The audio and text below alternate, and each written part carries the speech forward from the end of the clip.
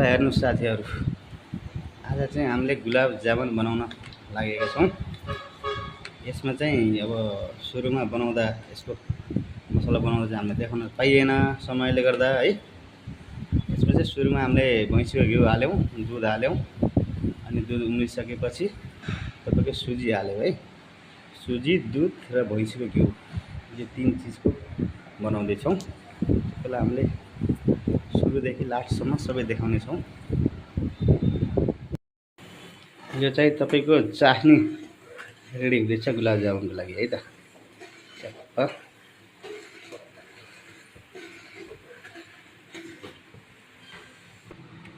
यो चाहिँ तपाईँको खोया त्यसपछि बदाम टक्क गुलाब जामुनको बिचमा हाल्ने, त्यसपछि ट्याक्क गोला गरेर फ्राई गर्ने है त साथीहरू।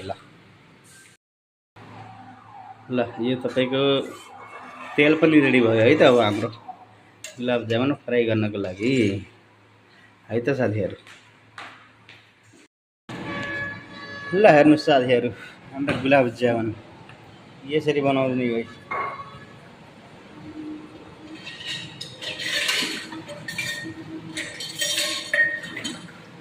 ल हेर्नुहोस्, ल अब चाहिँ यसलाई हामीले फ्राई गरेर देखाउने छ तपाईँलाई हैन।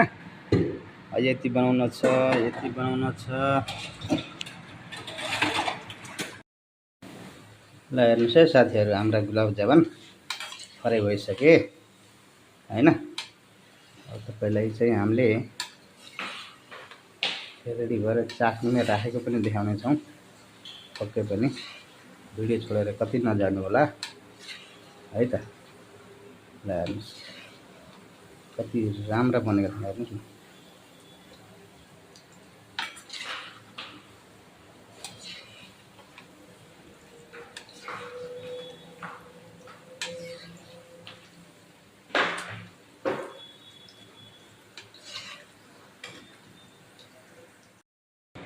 ल हेर्नुहोस् साथीहरू, फाइनली हाम्रो गुलाब जामुन रेडी भएका छन् है।